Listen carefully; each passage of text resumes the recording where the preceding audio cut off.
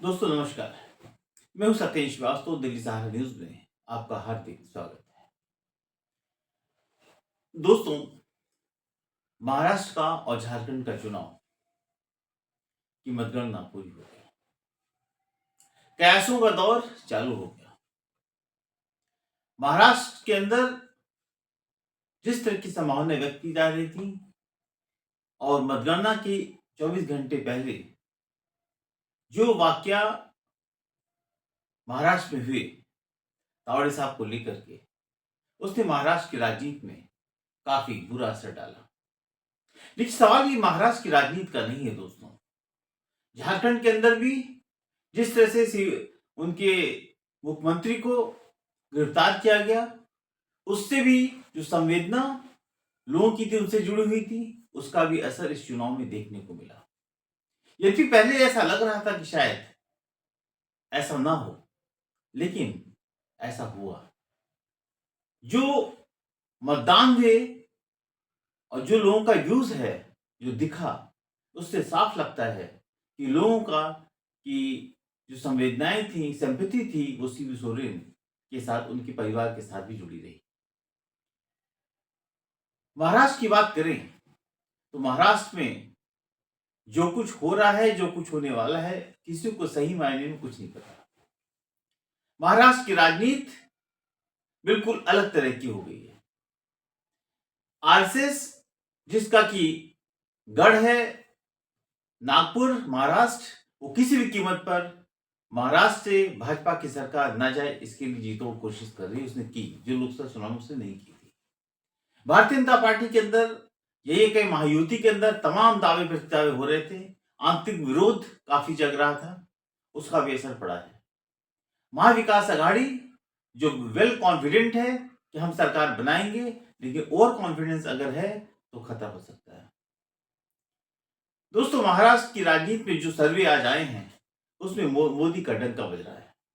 अब ये मोदी का डंका सर्वे में बज रहा है या असलियत में बजेगा, 23 तारीख को ये वक्त बताएगा।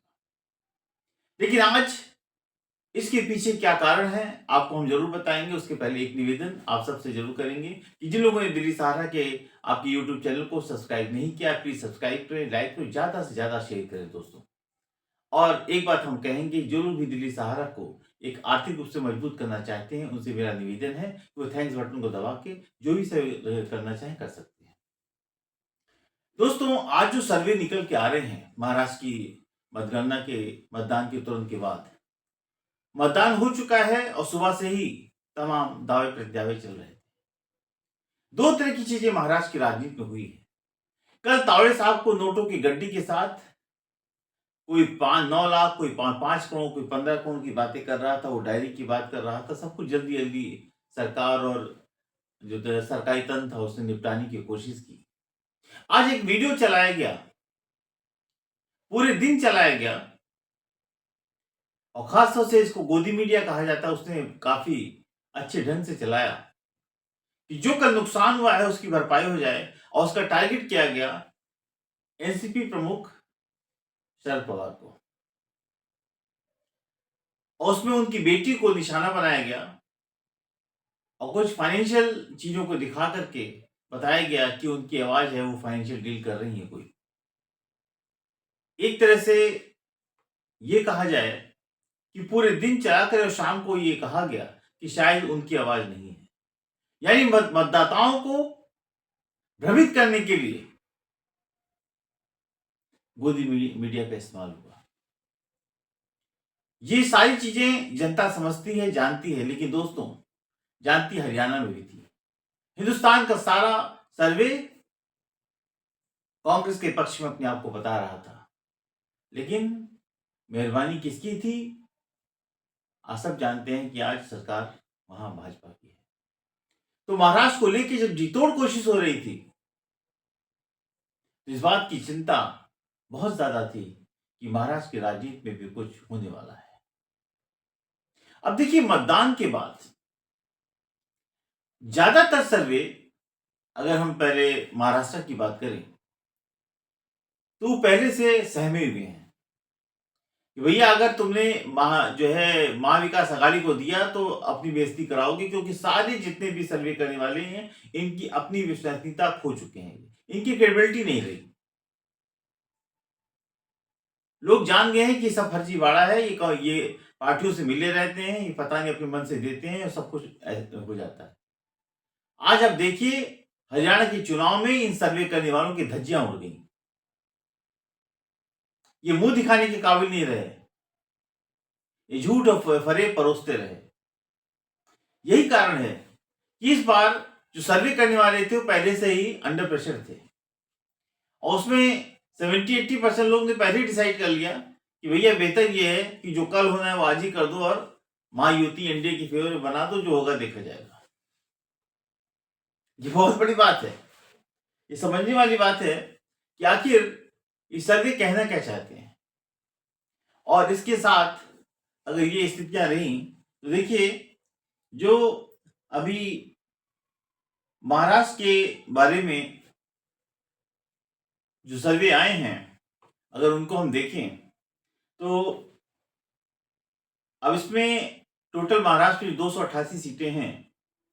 हाँ, पेट्राइज ने दिया है एनडीए को 150 सीटें, महाविकास आघाड़ी को 110 से 130 सीटें और अदर्स को 8, यानी क्लियर कट उसने बोला है कि यहां पर महाविकास आघाड़ी नहीं बल्कि महायुति सरकार बनाएगी। चाणक्य ने 152 सीटें दी हैं और एनडीए को 130 सीटें दी हैं, यानी कि चाणक्य का भी क्लियर कट है। पीपल प्लस ने 175 सीटें दी है, मतलब बहुत जबरदस्त 200 के आसपास का आंकड़ा बता रहा है। ये नया है, इस पर इसकी कोई अपनी क्रेडिबिलिटी नहीं है और हो सकता है कि उन्होंने अपने मन से दे दिया हो। 85 और 112 बता रहा है महाविकास आघाड़ी को। पी मार्च जो है 137 और एमवीए को जो है 146, यानी कि थोड़ा नेक टू नेक फाइट बता रहा है, लेकिन महायुति को आगे बता रहा है।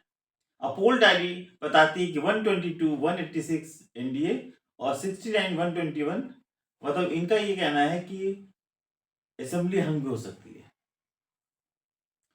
अब दोस्तों अगर हम ये देखें वहीं पे एसएस का जो आंकड़ा आया है वो बताता है कि इंडिया गठबंधन को 145, मतलब महाविकास आघाड़ी को, और 155 की बीच सीट मिल सकती है, जबकि क्या नाम है महायुति को 122 से 135 सीटें मिल सकती है, अदर्स 18 से 22। अब देखिए अगर ओवरऑल महाराष्ट्र के सारे सर्वे को हम देखें, मैंने आपको पहले भी कहा अगर ओवरऑल हम सर्वे को देखें तो सर्वे बताते हैं कि सीधे सीधे महायुति सरकार बनाएगी। अब लाडली बहना योजना का कितना फर्क पड़ गया, जो कि महाराष्ट्र में मराठी मानुष ने एक तरफा वोटिंग कर दी, ये समझ से परे है, आप कुछ नहीं कह सकते। उसके साथ साथ चुनाव आयोग ने पहले भी ऐसी व्यवस्था कर रखी है। जो डेट डिक्लेयर की गई है वो साफ ये है कि अगर क्लियर कट मेजॉरिटी नहीं आती है तो टाइम उसने इतना नहीं रखा है, प्रेसिडेंट रूल, और प्रेसिडेंट रूल के बाद क्या होगा, गवर्नर के हाथ पे सब कुछ, गवर्नर कौन क्या कैसे, और गवर्नर के पहले ऊपर पहले भी माननीय सुप्रीम कोर्ट ने अपनी बात रखी है। तो सब कुछ चुनाव परिणाम, चुनाव एक डाउटफुल लग रहा है कि क्या होगा, कुछ भी नहीं पता। इस तमाम स्थितियों के बीच में अगर देखिए दोस्तों तो स्थितियां काफी ज्यादा खराब हो चुकी है, क्योंकि चुनाव में, पूरे चुनाव के अंदर जिस तरह का चुनाव प्रचार रहा, कोई भी व्यक्ति रिस्पेक्ट नजर नहीं आई। उसका सिर्फ एक मानना था इन के इन प्रकार कुर्सी हत्या, कुर्सी अपने पास होनी चाहिए। जो आरसीएस दोस्त तमाम की बातें करता रहा वो भी इस पे आ गया, नहीं सरकार बननी चाहिए, कि मुद्दों पर सरकार बनी इससे कोई मतलब नहीं, महंगाई कहां जा रही है इससे कोई मतलब नहीं, बेरोजगारी कहां जा रही है इससे कोई मतलब नहीं, सरकार बननी चाहिए। क्यों आरएसएस का भी अपना स्वार्थ है कि सरकार बनेगी तो उसका भी काम चलता रहेगा। उसी तरह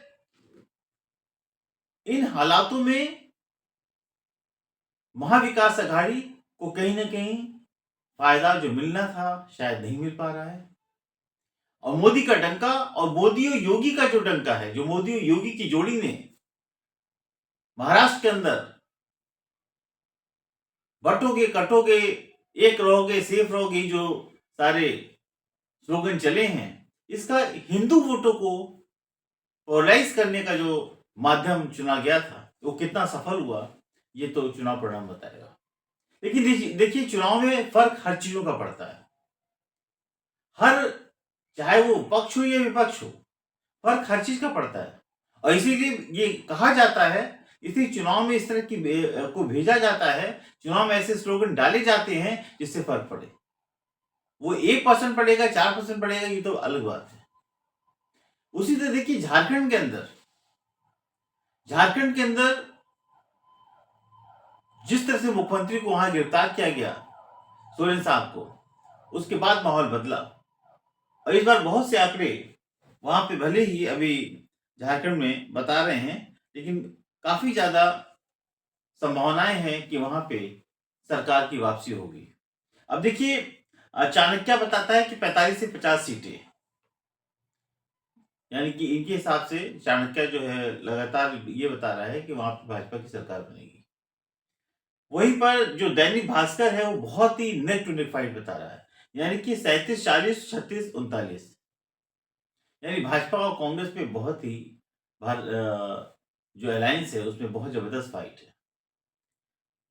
मैट्राइज बता रहा है 42-57, ये तो लगातार भाजपा के फेवर में ही दे रहा है। 42-47 और 25-30, 25-30 जो है क्या नाम है, इंडिया गठबंधन, और 42 से 47 जो है वो भाजपा। पीपुल प्लस जो नया आया है, मैंने पहले बताया था, किसी 44 से 53 सीटें बताई है, और इंडिया गठबंधन को 25 से 37। वहीं पर देखिए पी मार्क जो है ये 31 से 40 सीट बता रहा है भाजपा को, 37 से 27 सीट बता रहा है ये इंडिया गठबंधन को।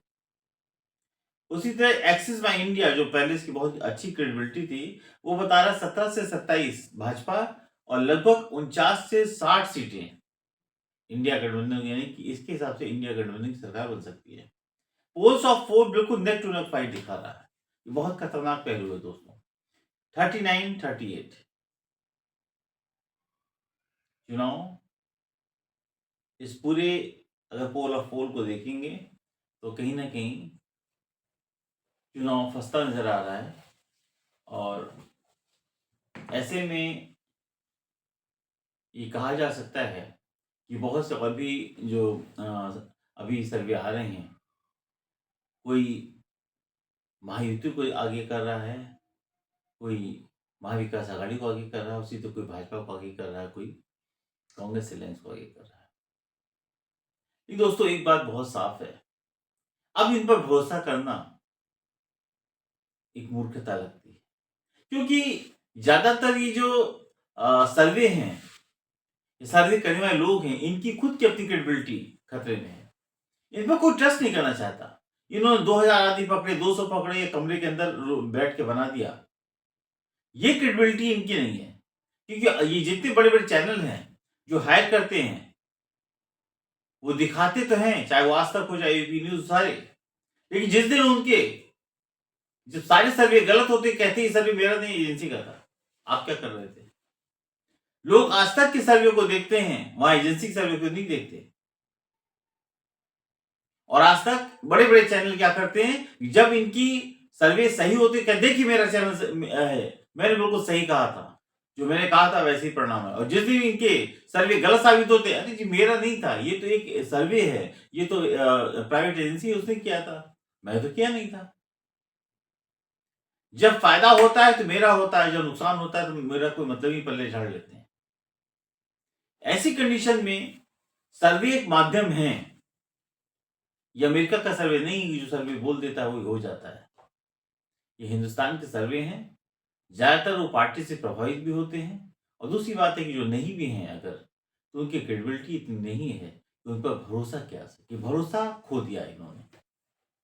आज जितने भी टीवी चैनल्स में आप देखिए, जितनी डिबेट्स हो रही है, सबका एक ही मानना है कि भरोसा नहीं है, टाइम पास हो गया ये। इलेक्शन खत्म हो गया, थोड़ा सा टाइम पास कर लिया जाए, तो 2 दिन जो है केवल सर्वे में निकाल दो, उसके बाद जब काउंटिंग होगी फिर जो होगा देखा जाएगा। उसी तरह देखिए यूपी में जो उपचुनाव हुए हैं 9 सीटों के, जो उसमें भी 2 माध्यम है। एक 6-3 से लीड बता रहे हैं अखिलेश यादव की, यानी कि 6 विधानसभा सीट पर अखिलेश यादव की समाजवादी पार्टी चुनाव जीत रही है और 3 पर भाजपा। लेकिन वही दूसरी तरफ जो बहुत सारे और भी न्यूज़ चैनल हैं या जो सर्वे की कंपनीज हैं, वो 7-2 का और 6-2 का फासला बता रही हैं न्यूज़ की जस्ट पर कि भाजपा 7 से 2 जीत सकती है, 2 सपा जीत सकती है या 6 भाजपा जीत सकती है और 2-3 जो है वो समाजवादी पार्टी जीत सकती है। अब दोस्तों इसमें सबसे बड़ी बात यह है कि अयोध्या की सीट का चुनाव मिल्कीपुर का नहीं हुआ है, वो अलग से होगा, जब होगा तब देखा जाएगा।